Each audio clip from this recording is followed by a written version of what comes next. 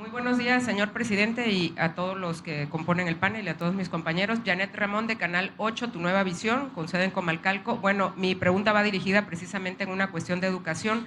Universidades del Bienestar Benito Juárez García, que fueron uno de sus compromisos, dos de los compromisos más relevantes que usted ha adquirido aparte, educación y salud. Y con referente al de educación, estas universidades ya son más de 140 universidades en todo el país. En el estado de Tabasco hay 3 universidades, la de Comalcalco, fundada en 2016, y la de Los Ríos, así como la de Cárdenas, Tabasco, en donde se imparten diferentes licenciaturas e ingenierías. Aquí el planteamiento es, en la mañanera del 2022, el 23 de diciembre que se llevó aquí a cabo, hice la pregunta con referencia a el seguro precisamente para todos los administrativos y personal docente que componen estas universidades. Lo felicito por esa parte porque ya es una realidad. Después de esa pregunta se le dio seguimiento y hoy ya se cuenta con el Seguro Social. La siguiente pregunta que va relacionada con eso es que aún no se cuenta con la basificación que se había comentado que se iba a dar a docentes y administrativos, así como el incremento a la cuota de beneficio que perciben precisamente por los servicios que se dan en estas universidades. Quería saber si ya hay algún plan precisamente en desarrollo para darle continuidad. Ya se cuenta con lo que es el Servicio de Seguridad Social, ahora sería lo que es la basificación para estos docentes y administrativos y el aumento en la cuota que se percibe. Voy a verlo. No tengo la información. Este año decidimos manejar el presupuesto con 3 prioridades. Una, los programas de bienestar, garantizar los incrementos y que ningún programa de bienestar desaparezca, que se mantengan todos y que reciban más presupuesto. Van a pasar los programas de bienestar de 500,000 millones a cerca de 800,000 millones de pesos este año, los programas de bienestar, lo que recibe la gente por derecho de manera directa. La otra prioridad, bueno, aquí también incluye el garantizar el derecho a la salud. Es un compromiso, es un desafío el que vamos a mejorar sustancialmente los servicios de salud en unidades médicas, centros de salud, hospitales, que no falten los médicos, que no falten los especialistas, las medicinas. Aquí aprovecho para decir que ya inauguramos la megafarmacia, que tiene 2 propósitos. Es el almacén de medicinas de todo el sector salud, porque son 90,000 metros cuadrados techados, 9 hectáreas techadas para bodegas, y ahí está también la farmacia, porque nuestros adversarios quisieron también confundir de que ya no iban a haber medicamentos en los centros de salud y en los hospitales y que todos los medicamentos los iba a distribuir la farmacia. No, continúa el mismo sistema de distribución. Hay como 20,000 unidades médicas en el país, ya en este sistema, tanto del seguro como del ISSSTE, como del IMSS Bienestar, 20,000, y casi en todas hay una farmacia. Estas farmacias van a seguir siendo abastecidas de medicinas constantemente. Ya en el sistema IMSS Bienestar tenemos un abasto del 96% en promedio en hospitales, centros de salud. La farmacia es un complemento importantísimo para que si aún con ese abasto faltan medicamentos o no hay un medicamento en un pueblo, en una región, en un estado, se llame a la farmacia, en 3 horas se hacen los enlaces para ver si ese medicamento no está en algún centro de salud, en algún hospital, en algún almacén del Seguro Social, y se lleva a el paciente, y si en 3 horas no se encuentra el medicamento, entonces sí, sale el medicamento de la megafarmacia y en un plazo no mayor a 48 horas, hasta en los lugares más apartados, va a estar el medicamento. Ese es el propósito. Entonces, son los compromisos que tienen que ver con el bienestar. Lo segundo es que tengamos presupuesto para que no queden obras inconclusas, que todo lo que iniciamos se termine. El Tren Maya, que se termine el malecón, que se termine el acueducto, que opere sin ningún problema la refinería de Dos Bocas, que se termine el proyecto del Istmo de Tehuantepec, que terminemos de habilitar 100,000 hectáreas de distritos de riego en el norte y muchas obras. Que no quede que se termine el tren Toluca-Ciudad de México, el tren de el aeropuerto Felipe Ángeles a Buenavista, hasta el centro de la Ciudad de México, el Metrobús de Chalco a Santa Marta, tantas obras que tenemos, que vamos a ir inaugurando. Vamos a inaugurar obras este mes y el próximo. Vamos a estar inaugurando obras. Entonces, eso es lo segundo, que no falte el presupuesto para las obras que están en proceso. Y lo tercero es mejorar la situación salarial y basificar a maestros, a médicos, a quienes trabajan al servicio del Estado. Esto incluiría las universidades del bienestar, y esto Benito incluye Juárez. lo educativo, o sea, estamos viendo en general y también mejorando los salarios. Son las 3 prioridades, ya para concluir. Así es. Ya llevamos casi 1 millón de maestros basificados desde que estamos. Y tomamos la decisión que ningún maestro gane menos de 16,000 pesos mensuales. Estamos hablando de mínimo. También para que no se vaya a malinterpretar, que hay maestros que pueden estar obteniendo más y que no vayan a pensar de que se les va a bajar. No, es el mínimo. Y vamos a tomar en cuenta lo que estás planteando, lo vamos a ver, y sí, en efecto, ya van a ser 200 universidades del sistema Benito Juárez, y sí, una de las primeras que se creó fue la de Comalcalco, sí, 2016. Yo tengo también el orgullo de que me tocó como opositor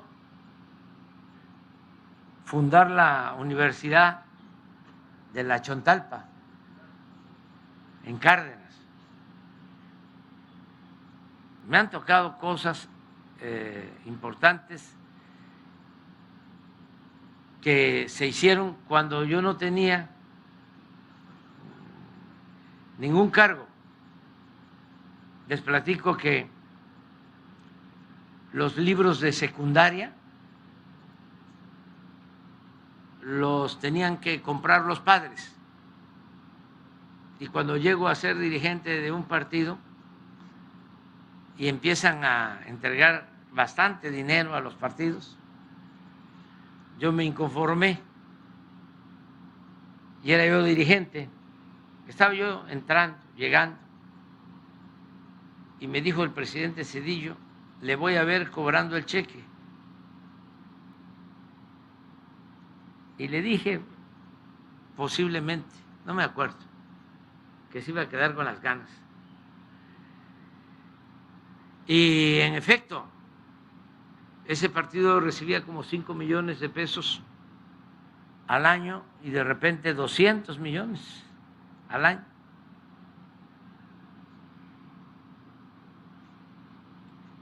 Bastante maíz.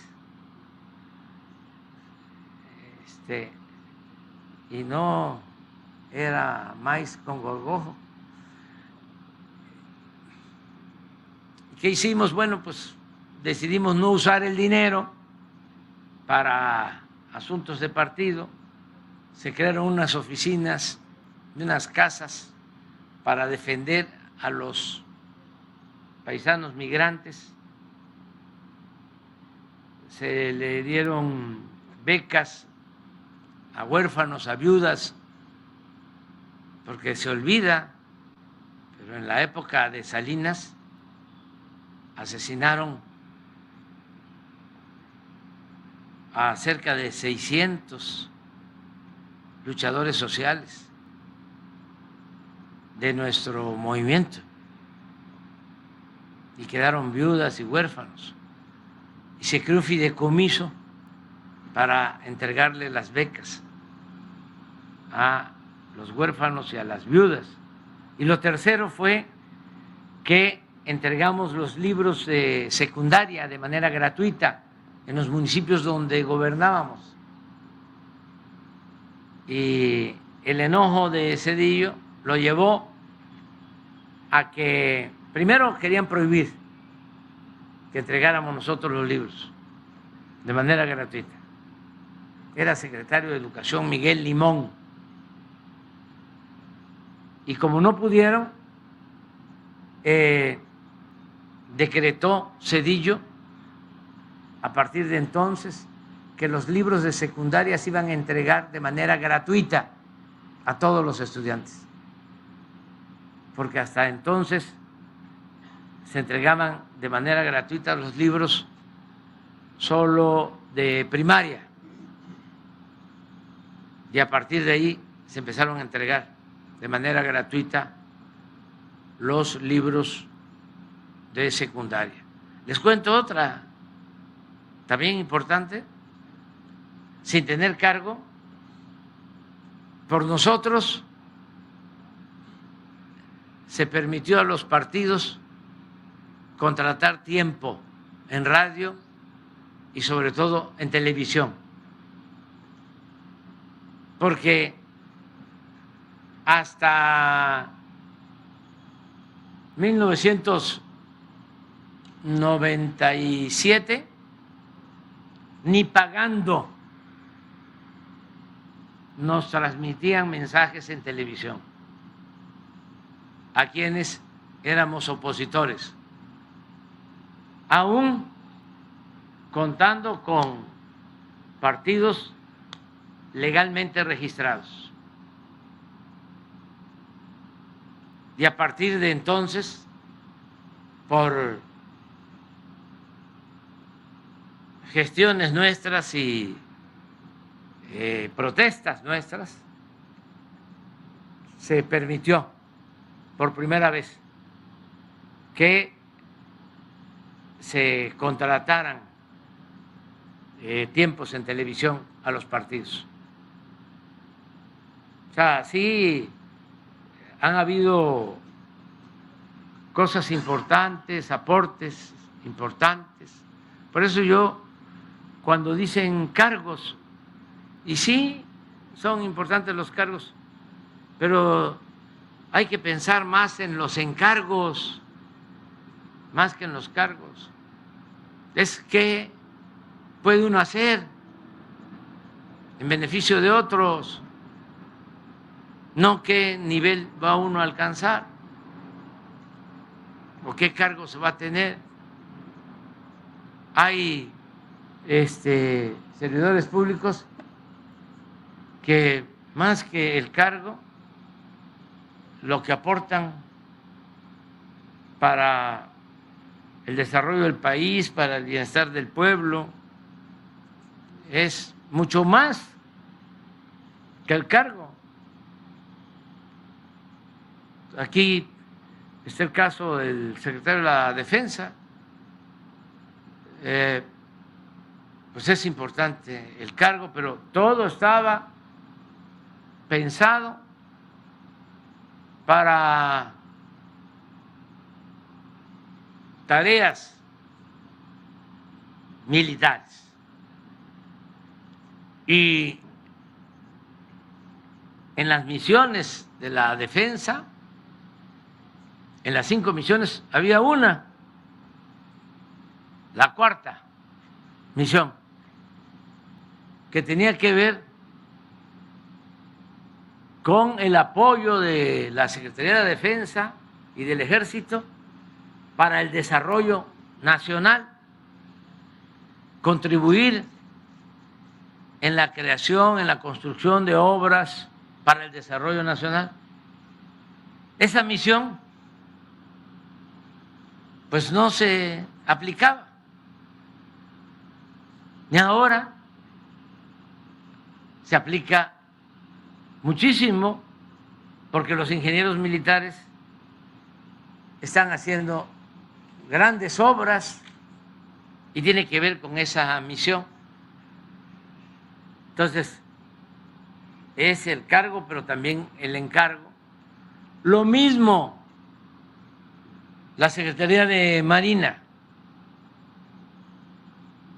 Lo voy a decir porque luego se olvida. Pero ¿cuándo en la historia de Tabasco se habían llevado a cabo labores de desasolve en las dimensiones,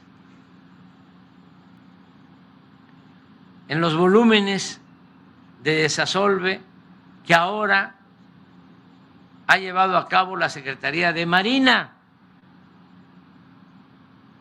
¿Cuándo? Nunca en la historia. Desde el presidente Madero, que le plantean el desasolve de la barra, de la desembocadura de El Grijalva. Luego se mantuvo por algún tiempo también en frontera una draga en la época del presidente Álvaro Obregón, y luego también con el presidente López Mateos. Pero a ver si pones el plano del dragado de ahora para ver cuánto se han desasolvado los ríos, porque también esa es una causa de la inundación, el que los ríos permanecen asolvados. Y esto hay que hacerlo, y también como recomendación, trabajar más en el río de la Sierra,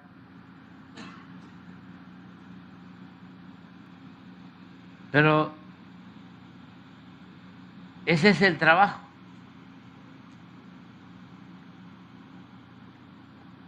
De dragas. Se han adquirido dragas nuevas para hacer ese trabajo de desasolve. Esto significa quitar el fango que se acumula, porque Tabasco es una planicie.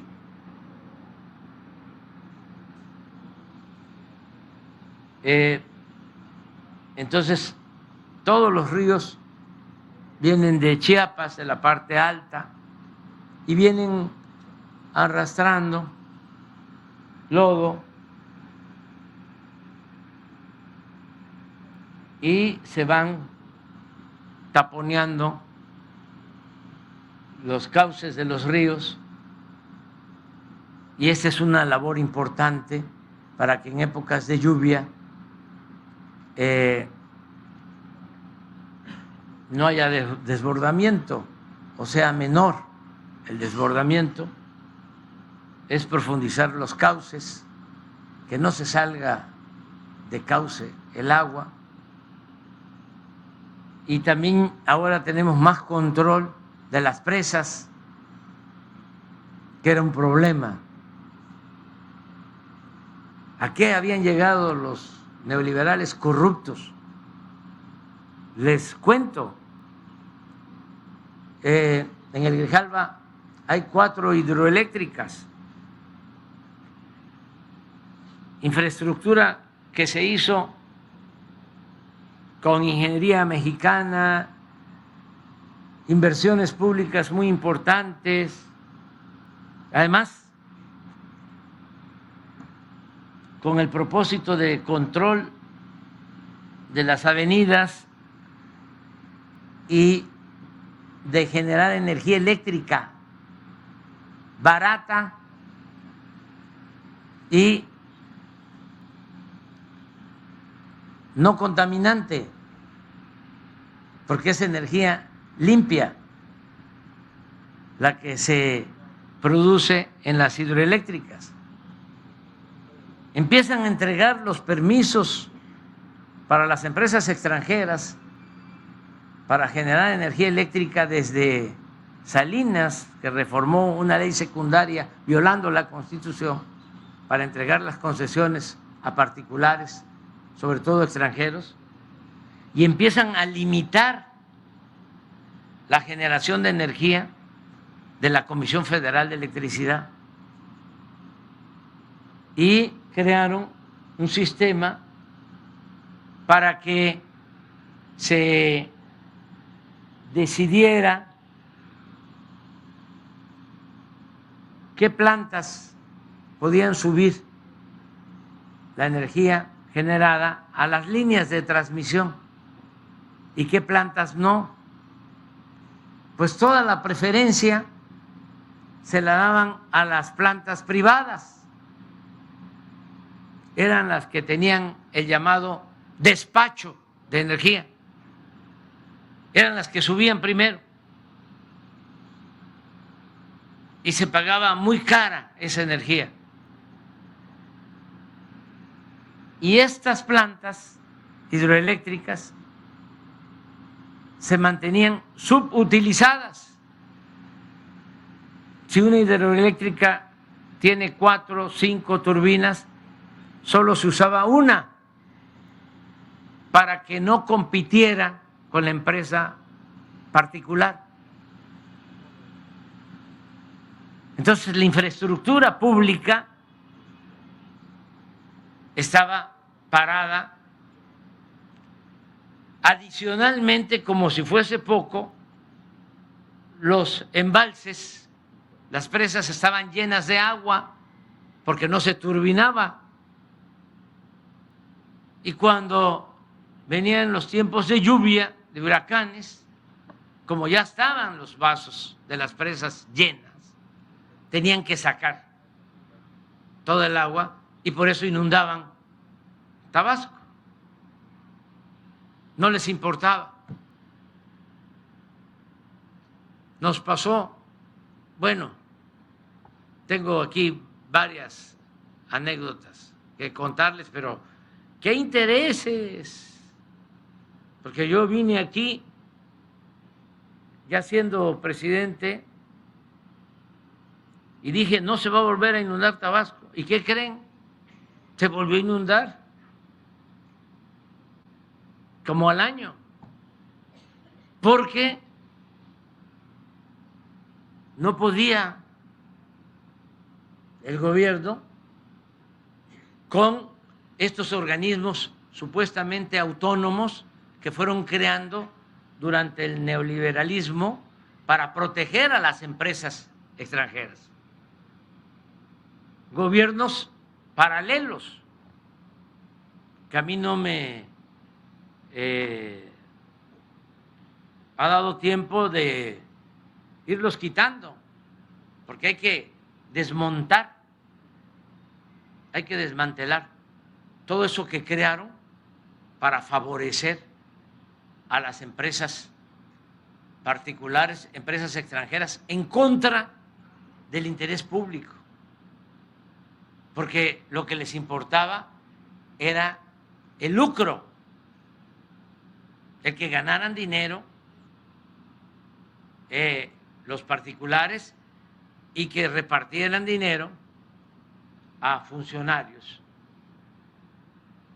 y predominara la corrupción, hasta que pusimos orden y ya se logró un control de las presas, pero nos costó mucho, amparos, imagínense, amparos para que no turbinen las hidroeléctricas, un amparo de una empresa italiana, porque le perjudicaba. Y jueces y magistrados del Poder Judicial concediéndoles los amparos. Por eso no vamos a dar ni un paso atrás en la necesidad de reformar el Poder Judicial. Le pregunto a todos los mexicanos si saben de algo bueno que haya hecho en beneficio del pueblo el Poder Judicial. Al contrario, durante todo el periodo neoliberal fueron los que legitimaron el saqueo, la política de pillaje. Claro que hay que cambiar, reformar el Poder Judicial, más que ya no nos alcanza a nosotros el tiempo, pero quienes van a sustituirnos, la persona que nos va a sustituir, va a poder seguir adelante, seguir limpiando, seguir desbrozando el camino para la transformación del país. Nos vamos con, a ver,